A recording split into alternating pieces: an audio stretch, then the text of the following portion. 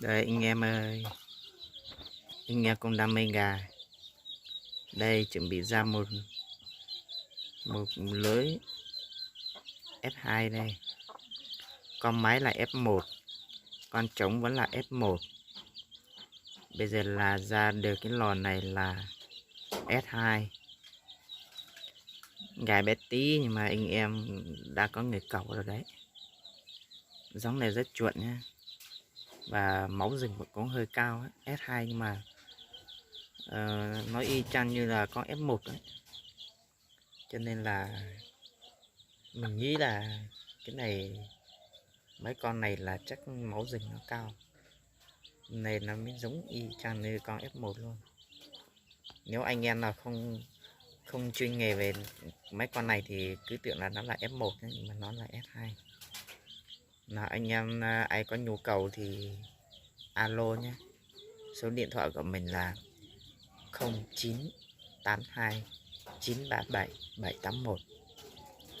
Anh em nào cần gà mồi hay là cần gà cảnh cứ alo theo cái số điện thoại này nhé. Mình sẽ đáp ứng được anh em ạ. Muốn con nào cũng có từ F1 cho đến F3 nhé.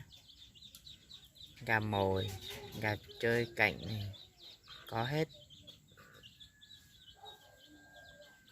Đây nhìn rất là đẹp đúng không ạ? Đây rất đẹp luôn. Đấy.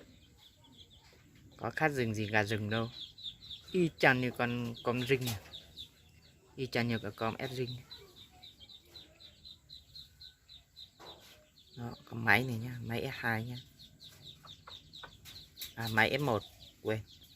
Máy F1. Nó giống như là máy ring luôn. Đó, con nó cũng vậy. Bé tí tí mà chân cao. Đây mấy con này được 10 ngày nhé.